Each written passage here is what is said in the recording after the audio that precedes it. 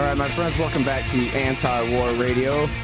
I'm your host, Scott Horton, and joining me on the phone is Justin Raimondo. He's the editorial director of antiwar.com, the author of Enemy of the State, The Life of Murray N. Rothbard, and also Reclaiming the American Right, The Lost Legacy of the American Conservative Movement. Welcome to the show, Justin.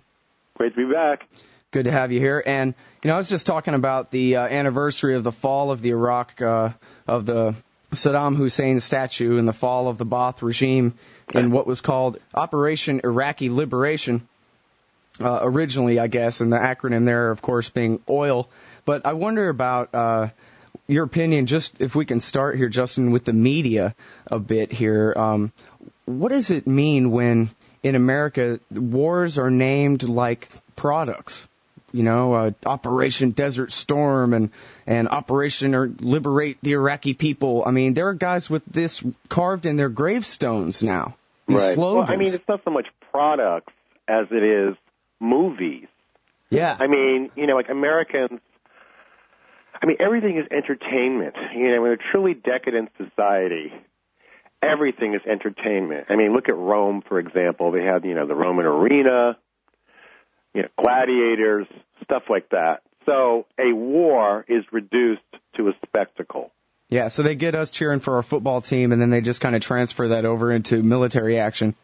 Right, and it's just fun. It's all good fun, and they give a snappy name to it, kind of heroic sounding, and they, perhaps they get an acronym out of it, and it's distant from most Americans' lives. I mean, most people don't have, relatives in the Army, or, in any branch of the U.S. military. So it's all very distant from them.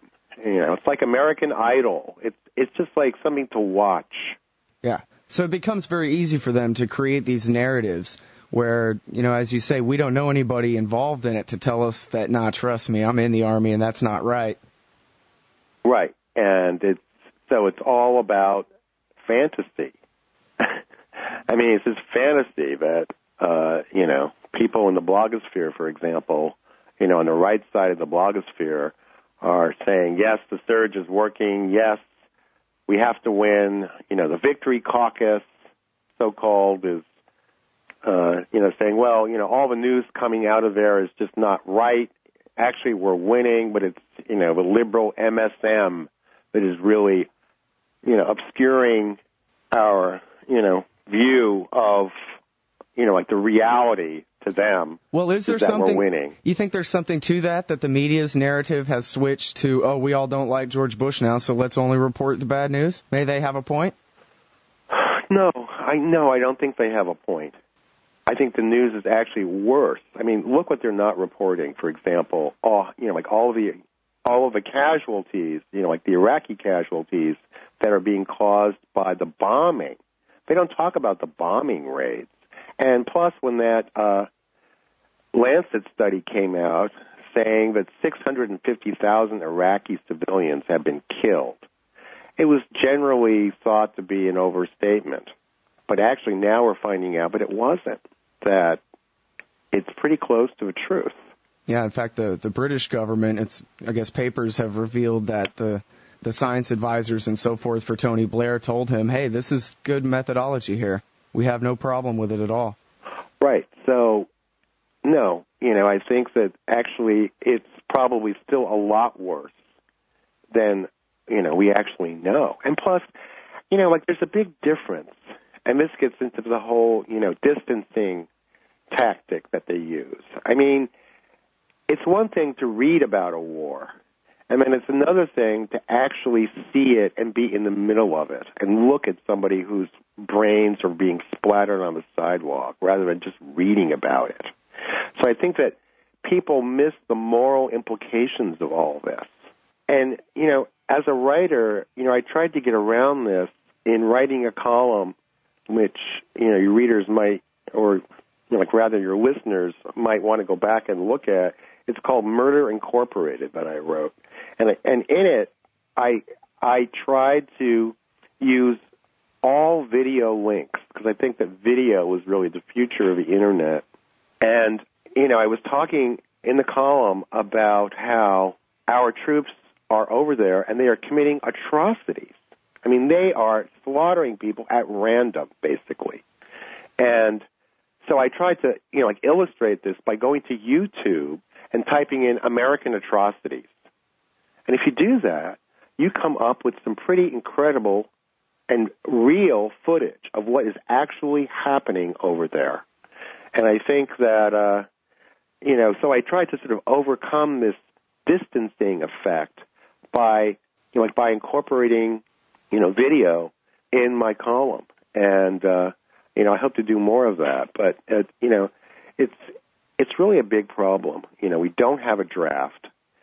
And, of course, I don't advocate that we do have a draft. But I'm saying that this makes it more difficult for people to really understand what is going on over there, and to really take the moral lesson of what they are, complicit in. I mean, if you're not protesting this war, you are complicit in it at this point. I always thought that was really perhaps the only real value in the movie Fahrenheit 9/11 was when it showed that woman basically cursing America and how dare you come and destroy my house? What if I came and destroyed your house? Yeah. And that kind of just very basic human reaction, stuff that we do not see on television ever. Right. Do we get to see an Iraqi woman distraught, screaming and crying and saying, how could you do this to me? What did I ever do to you? We never get to see that on TV. Well, actually, that's a very good point, because in that column I was just referring to, there's a clip from YouTube about, do you remember there was some footage that got through, and it was from some reporter who was embedded, and it showed these supposed Iraqi insurgents who were in a mosque. And it showed our troops going in there, and so these guys are sort of lying on the ground pretending to be dead. One of them was pretending to be dead, so so he wouldn't be shot. And somebody noticed that he was not really dead, and so the guy just shot him right there. Yeah, I do remember that. Right, and so in the actual news reporting of this, they didn't show him actually shooting this insurgent. They wouldn't do it. And they kept saying, well, this is too bloody. It's too disturbing to show to you. As if, Americans are these children who are basically being, it's just outrageous. Why isn't the media showing this? Right, it's perfectly okay to cheerlead us into a war, but it's definitely not okay to show us the consequences of it at all. Right, and you have to remember that the American media, right after 9/11, these guys were wearing, flag lapels on their suits, as they reported the news. And so these are the same people, who were doing that. Yeah, they consider themselves de facto government employees most of the time, I think. Well, and it's understandable because that's where they get their news from. These government guys won't talk to them, unless they toe the line to some extent. So, it's tied in with that, with their careers. Yeah. I'm Scott Horton. This is Anti-War Radio. I'm talking with Justin Raimondo. He's the editorial director of antiwar.com. And now let's talk a little bit about that, Justin, for the folks in the Chaos Radio audience here in Austin, Texas. Tell us about antiwar.com and how different we are than what they get stuck with on the TV news. Well, we just don't take their word for it. We look into stuff, and we look at alternative sources of news. So, if you want the real story, just tune in to antiwar.com and you'll get it.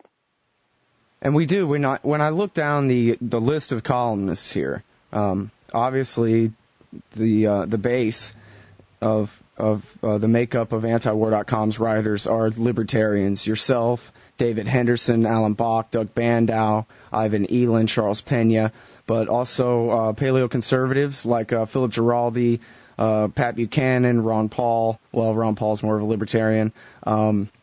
I guess Gordon Prather would be counted as a paleocon, but also a lot of great liberals, Aaron Glantz and Tom Engelhardt, Joshua Frank, and we really do try to reach out to the best of the left and the right. I swear not long ago I looked at antiwar.com in the morning, and there was George Soros right next to Pat Buchanan. George Soros. Yeah. I mean, we don't discriminate against the left, we don't discriminate against the right or the center.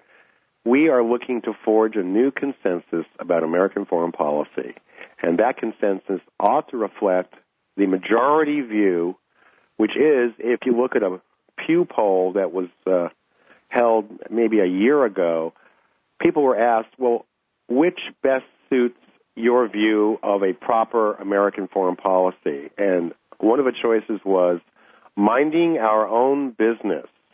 That was endorsed by a majority of the American people. Too bad our Congress critters don't actually reflect that consensus. So we're working to sort of make that real consensus the actual political consensus. I mean, you have to look at how the people look at this stuff and how the elites look at that stuff. It's very, very different. And why is that? Well, I know what the elites will say. The elites will say, well, Justin, you and the American people might want to mind our own business, but we know that we are too powerful and therefore, like Spider-Man, have too much responsibility to protect the world and to intervene to save lives and never again and all these kinds of things. And so what you're talking about is merely wishful thinking. Well, I mean, I would remind the elites that Spider-Man is a fictional character. And so, I mean, speaking of fantasies, look, I mean, we have limited resources and, like limited means to achieve our goals. And, so I just don't see how we can be Spider-Man. I don't think the American people want us to be Spider-Man. And isn't this a democracy, supposedly? What happened to that? So. Well, and so if the liberals and the conservatives and the American people kind of in general are favoring a non-interventionist foreign policy more and more, what's it going to take to really bring them together and forge that consensus? Don't the libertarians have to be the leaders of this new realignment? Well, I don't want to take a sectarian, partisan, semi-partisan line. I mean, I'm willing to get in bed with anyone who is willing to stop Uncle Sam from trying to impose,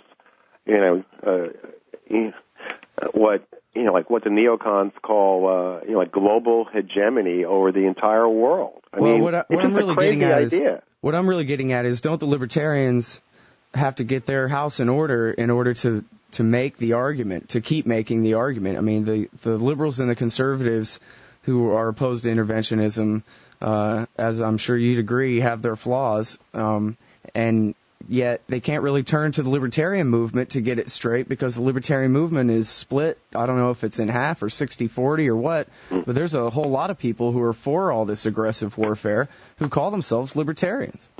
Well, there's not a whole lot, but they are placed in strategic positions. I mean, look at Reason magazine, for example. There was a recent post by Michael Young, their resident Middle East expert, who is the editorial page editor of the Lebanon Daily Star.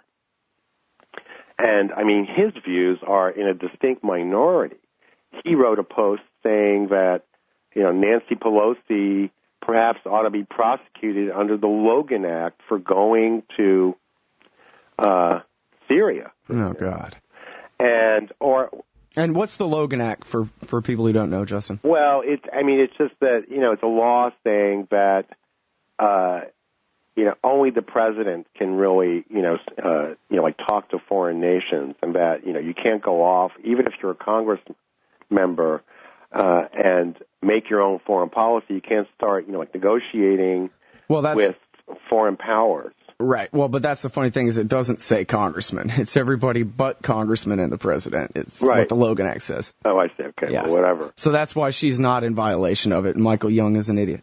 Well, though to be fair to him, I mean, he doesn't actually say that she ought to be prosecuted, but he cites other people who do say that, and he doesn't say they're wrong. So anyway, so he has this post up there, and if you go to their website and you look at their hit and run blog, you can see it. And if you look at the responses, I mean, there's 350 responses, I think, or some outrageous number, and most of them are disagreeing with him. So what you've got is this libertarian movement that is in some part financed by neocons. And I mean that's where Reason gets a lot of their money from, these big neocon foundations. And of course the price of that is that they cannot take an unequivocally anti-war stance. I mean, I was told by a member of the Reason staff this. And So there's a rule from on high that says you can be anti-war but not unequivocally anti-war? Well, I mean, their position is that they have no position and that there is, quote-unquote, diversity on their staff in regards to foreign policy. And, I mean, you know, look at the Cato Institute, for example. I mean, they did a study years ago to measure the degree of libertarianism in the voting public. And the standard they used was civil liberties and economic issues. Foreign policy? Oh, no. That's a matter of opinion. You can hold any foreign policy view, according to them, and still be a libertarian. You can say, let's invade the entire world and make it libertarian and still be a libertarian. So by not including foreign policy, they placate their sponsors and, of course, up their numbers. Oh, look, 34% are, libertarians. But guess what? They ain't.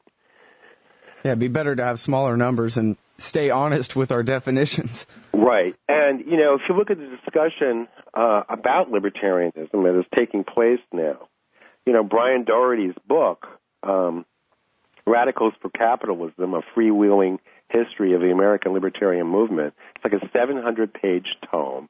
And in it, since Doherty is an honest writer, even though he does work for Reason Magazine, he did work for Cato. I mean, he has to recognize and does recognize that opposition to imperialism and to, like aggressive wars is the linchpin of libertarian thought and has been historically. So in relating the history of this movement, he assumes this. And yet you have, all these people who are talking about the book. There's a big discussion of it over at the Cato Institute website.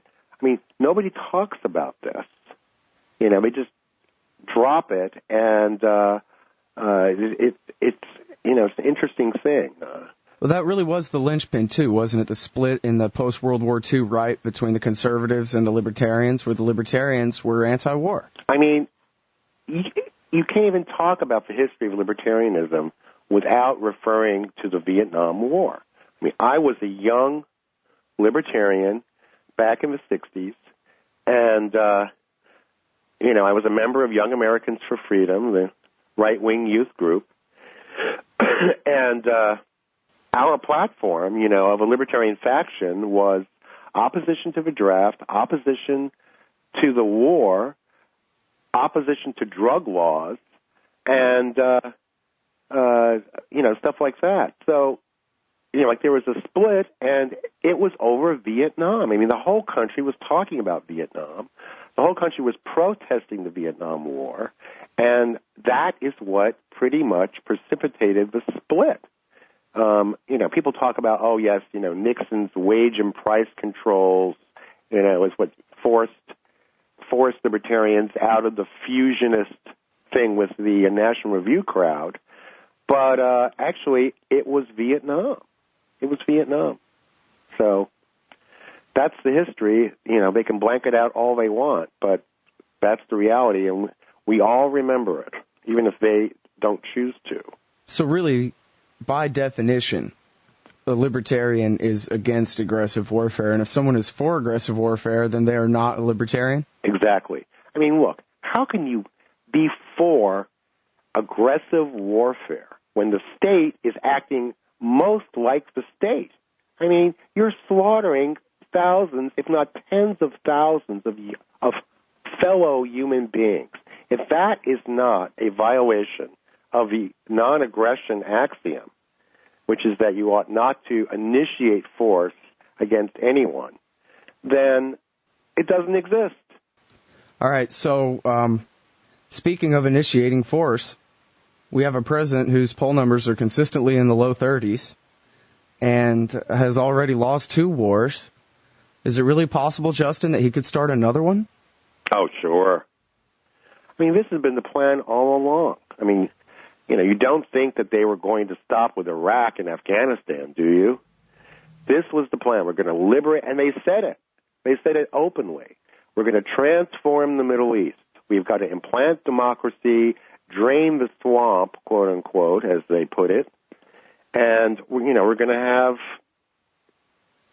to solve the problem of terrorism once and for all.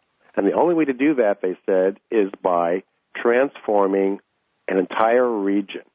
Of course, it's just a coincidence that most of the oil on Earth is in that region. But there you go.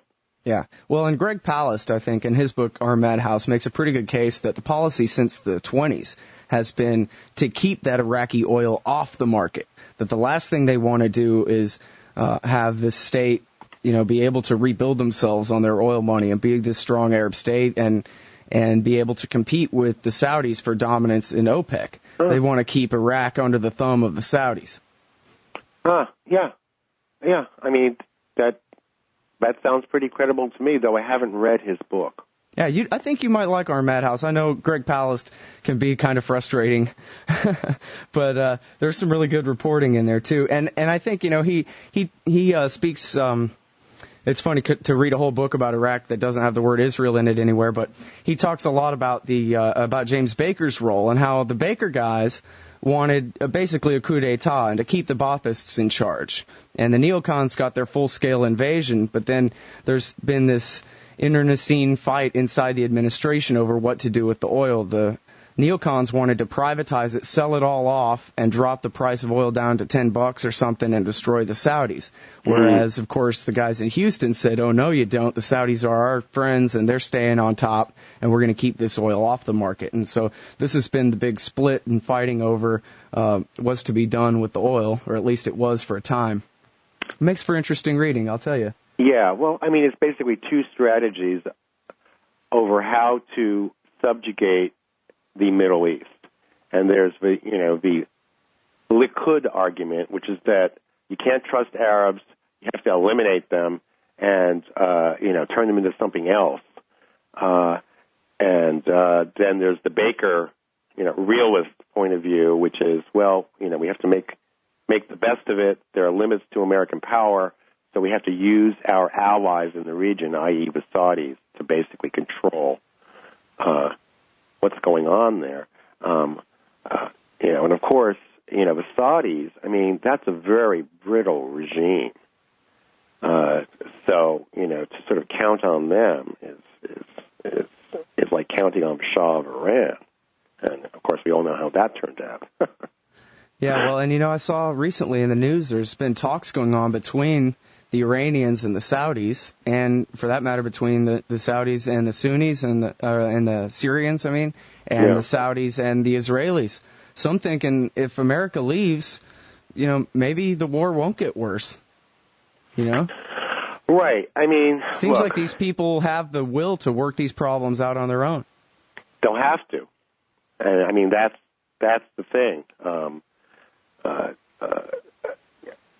Look, I mean, Bill Clinton reformed welfare in America, and he started off by saying, the era of big government in America is over.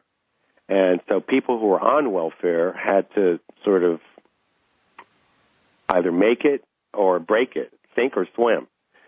And let's just apply that paradigm to the peoples of the Middle East and say, look, okay, we made a mistake. We invaded Iraq. Now we have the greatest military disaster in our history. We're out of here. And now you guys have got to make it on your own. I mean, that is the only solution. And in the end, that will be the solution. So either that or more war. I mean, that's the choice you have. You have a choice. Either you're going to invade Iran or you're going to get out of there. Right. Yeah, I think I agree with that. If we stay under, the auspices of, the James Baker style pullout, that we're still going to end up with a war with Iran anyway, one way or another. Right. As you've often said, we're just a border incident away. At any given time, they could choose any one of these pretexts to seize on. Well, I mean, all those borders don't mean anything. Those borders were actually created not by the people who lived there, but by the British Foreign Office. They drew a line in the sand, literally, and said, okay, well, this is the border. But it had nothing to do with the actual ethnic, religious and political realities of the region. Just like Africa. All the European powers carved up Africa, and they said, okay, this is ours, and this is the French, and this is the British, and this is the Belgians and whoever, the Germans, and they just, sliced it up, and they created arbitrary borders. And, of course, these borders are the reason now for the post-colonial wars that have racked Africa and also the Middle East. Well, so at this point, do you think that Bush is going to go with the neocons and try to bomb Iran, or is he going to submit to the authority of James Baker and try to, at least wait until it starts accidentally? Well, the thing is that, you have to understand, Bush is a neocon, so he's not going to go with the neocon. I mean, he is the most fanatical of them all. I mean, he makes Max Boot look like Rebecca of Sunnybrook Farm. So this guy is totally committed to their program of conquering the Middle East. I mean, that's what he wants to do. The question is, wanting it and being able to do it are two different things. So, is he going to recognize the actual reality that we don't have the troops to do that? Or is he going to go ahead and do it anyway? I think he's going to go ahead and do it anyway. There's something unhinged about our president, and it's frightening to me. But nevertheless, it's pretty visible, I think. And I think that before he is out of office, George W. Bush is going to launch yet another war, and I think that it's best to prepare. Well, Zbigniew Brzezinski, who I guess we can lump in with the Baker faction, oil and banker guys rather than neocons and military-industrial complex types. He went in front of the U.S. Senate and then even went so far as to go to explain it to Jon Stewart on The Daily Show and said, look, if we bomb Iran, we're going to own all the land between Israel and India, basically, because Pakistan, he said, will probably fall. Good chance Jordan will fall, with more chaos there. Can America possibly own and control and pacify all the land between Israel and India? It seems like a bit of a stretch, even for Zbigniew Brzezinski, Mr. Grand Chessboard. Yeah. Well, Alexander the Great couldn't do it, and I don't think that George the Very Ungreat is going to be able to do that either. Yeah, George the Lesser. Right. Bush the Lesser. Yes, that's a good designation. This is why people like Senator Hagel are talking about impeachment. I was astounded to actually hear Hagel bring this up. But upon reflection, it's not so crazy. Anybody who is actually proposing this course deserves impeachment, certainly. So, I mean, these are the stakes. This is what's going on, and it's all very serious. Do you think that besides Hagel, anybody else in the Imperial Senate has the will to remove this guy from power? No. I mean, it's like the Roman Senate in the waning days of the Roman Republic. I mean, eventually the Senate became simply an adjunct of the emperor. And I think that we're coming to that point. So much power has been transferred to him that all their influence comes from being close to the president rather than exercising their own authority. Right, and ever since Harry Truman did not consult the Senate or the House in sending troops to Korea, that precedent pretty much shattered the war-making powers of Congress and shattered the Constitution. Nobody challenged it. A few Republicans did, but they were drowned out in the general Cold War hysteria that overcame the conservative movement and the Republican Party, as well as the Democrats at that time. So that what we have now is we have a president imperator. He's the commander-in-chief, and he's the president, and he controls American foreign policy pretty much single-handedly. There are elements of the national security bureaucracy that can resist this, as in the run-up to the Iraq War, for example, in the CIA, in the State Department, etc. But they can just slow down the march to war. If the president wants to go to war, we're going to have a war, and that is it. So you pay the consequences. I mean, if you violate the Constitution and you render some of its provisions irrelevant, then you're going to unleash one branch of the government and just make it into a monster. I mean, it's like cancer. When a cell just starts reproducing and getting bigger and bigger and bigger, and it just overcomes the body and kills the body politic. That's what's happening. Until we return to constitutional government in America, we're not going to have any checks and balances anymore, especially on the powers of the president. Speaking of checks and balances, I would have expected to hear an announcement of hearings in the House and the Senate about the case of Larry Franklin, who's pled guilty to charges of passing secrets to the Israel lobby. The two guys that he was passing the secrets to are going on trial the beginning of next month. Why don't you give us a little bit of background there, Justin? Well, if you expected hearings, I don't know what country you're living in, because you're not going to even hear about this at all, especially in Congress.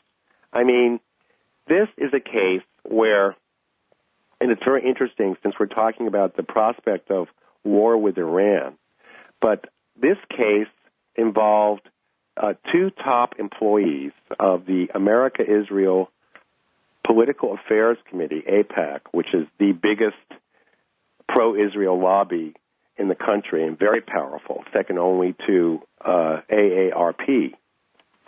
And what it involved was the head of the lobby, Rosen. What was his first name? It slipped my mind. Steve Rosen. Right, Steve Rosen, who was the spark plug behind AIPAC and pretty much responsible for building it up into this formidable lobbying power. And and someone named Keith Weissman, who was their Iran specialist. They cultivated and got in contact with Larry Franklin, who was the top Iran specialist in the Pentagon. And they milked him for information, basically. And, of course, Franklin I guess he still is, a dedicated neoconservative who thought that the Bush administration was not paying enough attention to the Iranian threat to our troops in Iraq. And so, the three of them were basically taking intelligence out of the Pentagon, most of it dealing with Iran, and funneling it to Israeli officials in Washington, who were then transmitting it back to Tel Aviv. So what's the significance of this? Well, what difference did it make? There was a big battle going on, apparently, at the time, internally, over, are we going to start going after Iran, or are we content with just staying in Iraq? And there were the realists, again, who were saying, no, we have to just sort of, hold the fort in Iraq. And then there were the neocons who were saying, no, we've got to go into Iran. We have to start confronting the mullahs. So there was a big debate over this. And what basically happened is that there was this policy statement that was being drafted over what stance to take. But in order to find out what the debate was all about, because, of course, this debate was going on in secret, so they had to transmit all the intelligence back to Tel Aviv in order to give the pro-Israel lobby and, of course, Israel itself some view of the lay of the land to see what was going on inside the U.S. government and what stance was ultimately going to win, the pro-war or the realist stance. So, basically these guys were spies. They were spies for Israel, and now they're going to go on trial. And, of course, now we are confronted with, the question of what to do about Iran. So, as the Iranian crisis comes to a head, this trial is going to commence. So it'll be very interesting to see how the media covers this, or if the media covers this. The trial of Scooter Libby was all about how we were lied into war, basically, and who was doing the lying. This trial is going to be about how the same crowd is trying to lie us into war and who is doing the lying with Iran. So it's part two. It's Scooter Libby part two, basically, except there's espionage involved. And the link to Israel is made explicit. So, again, very interesting. And this guy, Larry Franklin, he's pled guilty and has agreed to testify for the state, right? Right. What they did was, they were investigating AIPAC anyway. They were following these guys routinely. So that when Larry Franklin met with Rosen and Weissman in a restaurant in, I believe it was Alexandria, Virginia, the FBI was listening into their conversation. So they're, following these guys. They're, listening to their conversations over the phone. And, they're bugging restaurants, that they're in. And then they pounced on Franklin and said, look, you have a choice. We can either put you in jail for a long, long time, or you can wear a wire and still interact with Rosen and Weissman while we build a case against them. So Franklin, did the rational thing and chose the latter course. So, they've got these two guys. They've got Weissman and Rosen pretty much. And now they're struggling, actually their lawyers are struggling to keep the trial from actually going on. Because apparently what happened was that these guys got such good information and such deep, dark secrets out of the Pentagon that any trial is going to reveal these secrets.